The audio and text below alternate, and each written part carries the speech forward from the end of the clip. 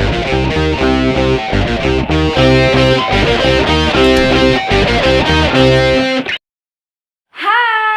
selamat datang di podcast Kelompok 4. Perkenalkan, nama saya Astrid Musriadi sebagai host. Hari ini kita akan membahas salah satu kitab perjanjian lama, yaitu kitab Peratapan. Dan hari ini kita akan ditemani dengan ketiga narasumber kita yang cantik-cantik. Hai. Oke, jadi sebelum kita membahas lebih jauh tentang kitab Peratapan, mungkin kita harus kenalan dulu dengan ketiga narasumber kita ya. Mungkin dimulai dari sebelah kanan saya. Hai, perkenalkan nama saya Rita. Hai, perkenalkan nama saya Febriani. Dan saya Tami Padarlinya.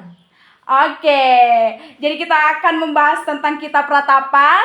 Dan kita akan membahas kitab Peratapan dimulai dari pemateri kita yang pertama. Nah, teman-teman di luar sana nih banyak penasaran tentang siapa sih penulis dan kenapa kitab Peratapan ini tuh ditulis. Oke, kalau kita membahas tentang kitab Peratapan, ya tentunya kita kemudian bertanya tentang siapakah penulis dari kitab Peratapan ini. Jadi dari kitab Peratapan ini penulisnya adalah Yeremia. Jadi Yeremia ini adalah seorang nabi, tapi dia bukan hanya seorang nabi tetapi juga penyair dalam kitab ini. Jadi kalau kita bertanya kembali mengapa kitab ini dituliskan atau apa yang menggambarkan kitab ini, ya di dalam kitab ini dijelaskan bagaimana kehancuran yang dialami oleh bangsa yang ada di Yerusalem, khususnya di Bait Allah oleh tentara Babilonia pada abad ke-6 sebelum Masehi. Jadi pada saat itu mereka mengalami kehidupan yang buruk karena terjadinya peperangan yang membuat mereka merasakan duka cita yang amat dalam, sehingga di dalam kitab ini kalau kita membaca keseluruhan kitab ini ada banyak ungkapan-ungkapan duka cita yang mereka rasakan. Seperti itu. Oh iya, jadi kitab Peratapan ini tuh ditulis oleh seorang nabi yang bernama Yeremia ya. Betul itu. Dan mengapa kitab ini ditulis tuh benar-benar memberikan penjelasan yang lebih luas kepada kita. Nah, kita sudah tahu nih siapa penulis dari kitab Peratapan dan kenapa kitab Peratapan ini ditulis. Lalu kenapa sih kitab ini diberi nama Ratapan dan apa tujuan dari kitab Peratapan ini? Iya, jadi sebenarnya nama Ratapan ini berasal dari bahasa Ibrani, yaitu Eka, yang berarti mengapa, dengan cara apa, atau betapa. Nah, nama Ratapan ini merupakan kependekan dari frasa Ratapan Yeremia yang merupakan terjemahan harfiah dari Alkitab Septuaginta Yunani. Nah, nama ini merujuk pada tema kitab yaitu seperti puisi Ratapan dan juga pada tradisi Yahudi dan Kristen yang menyatakan bahwa puisi-puisi ini ditulis oleh Nabi Yeremia sendiri. Nah, tujuan dari kitab Peratapan ini adalah untuk merekam ekspresi kesedihan, ekspresi penyesalan, dan kerinduan atas keruntuhan kota suci Yerusalem. Kemudian, melalui puisi-puisi yang terkandung di dalam kitab ini, mencerminkan penderitaan umat Israel dan mengajarkan tentang konsekuensi dosa serta pentingnya ketaatan kepada Allah. Kitab Peratapan juga menjadi peringatan dan konsekuensi yang mungkin terjadi jika umat tidak setia kepada Tuhan. Wah, dari namanya aja kita sudah tahu ya, diberi nama Ratapan. Dan penjelasan dari pemateri kita hari ini memberikan penjelasan yang begitu mendalam tentang kesedihan-kesedihan nama Ratapan. Nah, jadi itu penjelasan tentang mengapa kitab ini diberi nama Ratapan dan tujuan dari kitab Ratapan.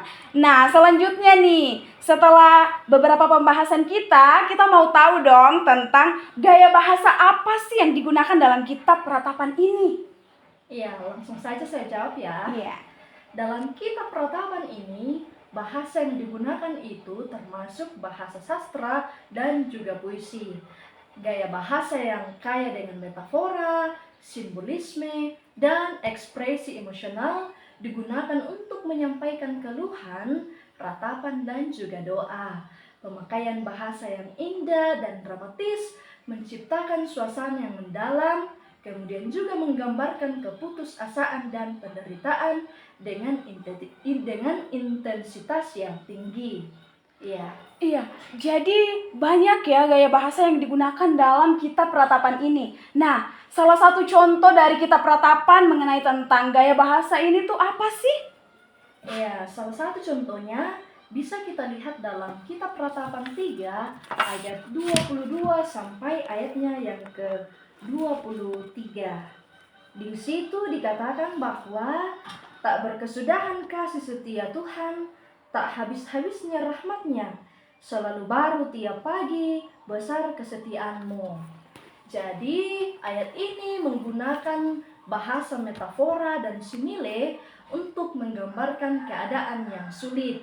Ini menciptakan gambaran visual dan emosional bagi pembaca. Iya, mungkin itu saja. Wah, sungguh beragam ya gaya bahasa yang digunakan dalam kitab Peratapan. Dan bahkan kita diberikan salah satu contohnya dalam kitab Peratapan. Oke, mungkin sebelum kita lanjut pembahasan kita, mungkin teman-teman narasumber bisa ngopi dulu dong. Kita ngobrol-ngobrol santai Boleh aja dong. ya. Nah, setelah beberapa pembahasan tadi, kita akan kembali nih mau mengetahui apa sih bagaimana gitu keadaan ekonomi, sosial, budaya dari kitab Peratapan pada saat itu. Ya, kalau kita membahas tentang bidang ekonominya, ya bidang ekonomi pada saat itu mencerminkan bagaimana konsekuensi atau akibat dari perang itu. Dan keruntuhan pada saat itu membuat juga ekonomi pada saat itu berubah pesat. Masyarakat Israel pada saat itu mengalami kehidupan yang dianggap cukup miris karena pada saat itu ekonomi tidak stabil karena masalah bagaimana masalah peperangan itu. Dan kemudian kalau kita membahas tentang sosial, ya bagaimana kehancuran itu memberikan dampak yang begitu besar untuk kehidupan sosial pada saat itu. Kestabilan seperti yang saya katakan tadi, ekonominya tidak stabil, juga kesejahteraan masyarakat tidak stabil karena mereka ada di bawah tekanan. Kalau kita membahas tentang kebudayaan, ya aspek kehidupan keagamaan mereka itu simbolisme dan etika, nilai-nilai etika memainkan peran di dalam kejadian-kejadian itu. Jadi keadaan yang dialami oleh bangsa Israel pada saat itu memberikan dampak yang cukup buruk bagi mereka, memberikan kehancuran kepada masyarakat Israel pada saat itu.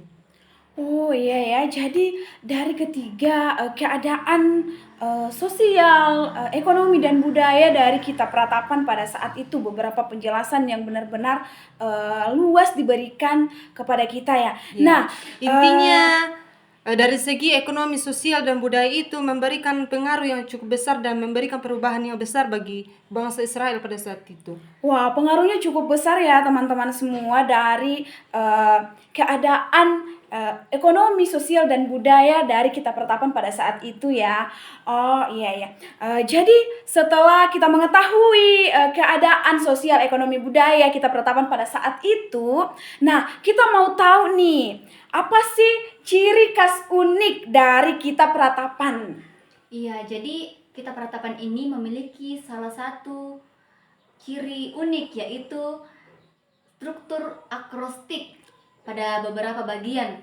Nah, jadi setiap ayat atau beberapa ayat selalu diawali dengan huruf tertentu sesuai dengan urutan abjad Ibrani. Nah, ini memberikan pola struktural yang terorganisir dan kreatif pada teks. Kemudian kitab ini juga terdiri dari 5 pasal dan setiap bagian selalu diakhiri dengan seruan untuk berdoa kepada Tuhan. Ciri uniknya terletak pada gaya bahasa, puisi dan ungkapan kesedihan yang mendalam ya. Wah, sangat unik ya dari kitab Ratapan ini. Dapat kita lihat saja dari nama kitabnya dan beberapa penjelasan juga yang telah diberikan kepada kita. Nah, setelah kita mengetahui beberapa penjelasan dari teman-teman narasumber kita yang lain, kita mau tahu dong, kira-kira apa sih refleksi teologis dari kitab Ratapan ini? Iya, refleksi teologis dari kitab Ratapan ini memberikan pemahaman yang mendalam tentang realitas dosa dan juga hukuman, panggilan untuk bertobat, kasih setia Tuhan, pelajaran moral dari sejarah, harapan dalam penderitaan, dan hubungan pribadi yang menguatkan antara manusia dan Sang Pencipta. Refleksi ini menuntun kita untuk merenungkan peran penderitaan dalam pertumbuhan rohani, pentingnya pertobatan, dan kasih Tuhan yang tak tergoyahkan meskipun berada dalam kegelapan. Ya, itulah refleksi teologis dari kitab Ratapan. Wah, sungguh sangat menyentuh ya teman-teman, refleksi teologis dari kitab Ratapan ini. Oke, setelah kita mengetahui nih beberapa penjelasan lagi dari teman-teman narasumber kita, nah kita mau tahu dong tentang apa sih ayat-ayat favorit dari teman-teman mengenai tentang kitab Ratapan ini. Dan pasti teman-teman di luar sana juga mau tahu dong ayat-ayat favorit para narasumber kita hari ini. Oke, mungkin kita mulai jawabannya dari sebelah kiri saya ya. Kira-kira apa sih kitab favorit dari kitab Ratapan ini? Iya, jadi kitab favorit saya yaitu dari Ratapan pasal 3 ayat 22 sampai 23 yang berbunyi, tak berkesudahan kasih setia Tuhan, tak habis-habisnya rahmatnya, selalu baru tiap pagi, besar kesetiaanmu. Wah, bagus banget ya kitab favorit dari kitab Ratapan dari Saudari Febriani.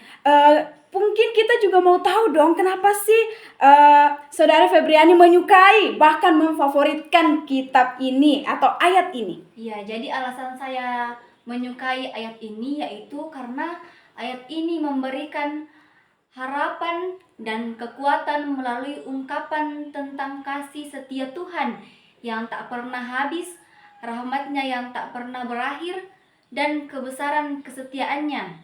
Nah, ini mengajarkan bagi saya pribadi bahwa meskipun menghadapi cobaan, saya harus mempercayai Tuhan yang selalu setia dan penuh kasih.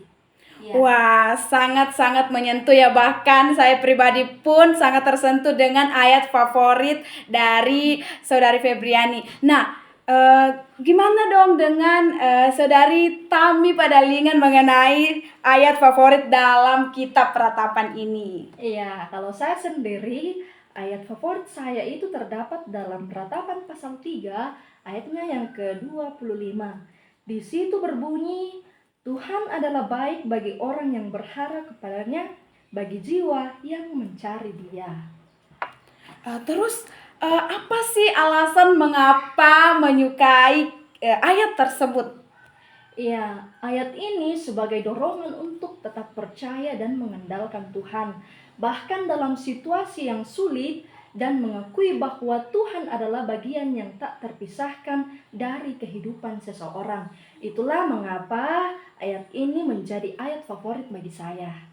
Wah, sangat-sangat menyentuh juga ya ayat favorit dari saudari kita Tami. Nah, setelah kedua ayat favorit dari kedua narasumber kita, yang terakhir saya juga mau tahu dong. Bahkan teman-teman di luar sana juga mau tahu ayat favorit yang disukai oleh saudari Rita dalam kitab Ratapan. Ya, kalau berbicara tentang ayat favorit atau ayat yang bagi saya perlu untuk saya lihat dan saya dalami itu ada di Ratapan pasal 3 ayat 32 yang dikatakan, karena walau ia mendatangkan susah, ia juga menyayangi menurut kebesaran kasih setianya. Wah, setelah mendengar ayat favorit saudari Rita tuh benar-benar menyentuh ya teman-teman.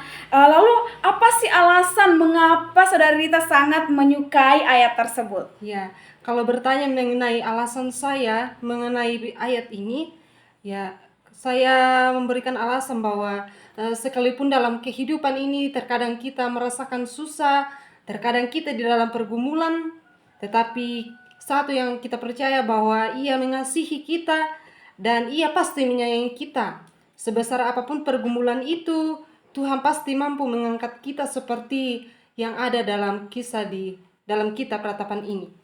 Wah, sangat-sangat menyentuh ya teman-teman, kitab favorit dari ketiga narasumber kita hari ini. Sangat-sangat menyentuh, bahkan penjelasan mengapa mereka memilih ayat tersebut itu benar-benar menyentuh. Saya pribadi pun sangat tersentuh dengan setiap ayat-ayat favorit yang diberikan oleh para narasumber kita hari ini. Oke, jadi setelah kita mendengar beberapa penjelasan yang lebih jauh tentang kitab Ratapan, bahkan boleh diberikan ayat-ayat favorit pada hari ini, itu boleh dikatakan bahwa kitab Ratapan ini memberikan makna kepada kita bahwa kasih setia Tuhan itu terus nyata dalam kehidupan kita. Kita harus tetap percaya kepada Tuhan bahwa Tuhan selalu bersama-sama dengan kita, sekalipun terkadang dalam kehidupan kita mengalami begitu banyak pencobaan, tetapi kita yakin dan percaya bahwa Tuhan selalu bersama-sama dengan kita. Bahkan kita selalu merasa bahwa Tuhan tetap berada di samping kita sekalipun kita merasa down, dan kita harus tetap percaya kepada Tuhan. Nah, demikianlah pembahasan mengenai kitab Ratapan hari ini. Terima kasih kepada ketiga narasumber kita yang boleh memberikan penjelasan yang begitu luas tentang kitab Ratapan. Bila ada kekurangan dan kesalahan yang telah kami lakukan, bahkan kami ucapkan, kami mohon maaf. Sekian dan terima kasih. Bye. Kerandoman kami.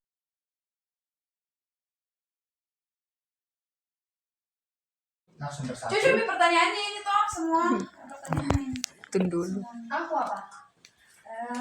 Nanti Rita jawab pertanyaan yang pertama, baru Riani, kedua, ketiga, Tami, habis itu yang keempat itu semuanya jawab, tapi dimulai dari Riani. Jadi Saya pertama, siapa pertama? kasih Saya. Ya. Pertama. baru kedua, ketiga, Saya nanti ketiga. ketiga penutup sekaligus tentang Refleksi. dan kau satu lagu kursus. Jadi host nanti fokus atur semua pembicaraan, potong kalau memang sudah tidak memungkinkan.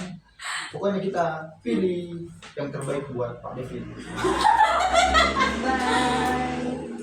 Say hi dulu. Bye. Oke. Wih, mulai nih astaga. Iya.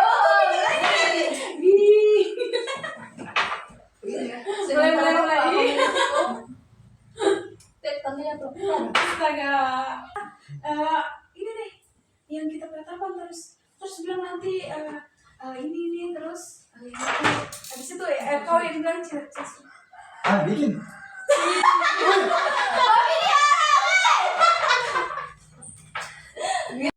teman-teman. Nah, kira-kira ayat apa sih yang bisa menggambarkan dari penjelasan tentang gaya bahasa yang ada dalam kitab Ratapan ini? Iya, contohnya bisa kita lihat dalam Ratapan pasal 3 ayat 22 sampai Little bit of bitch could have been my friend. Now you better walk with it.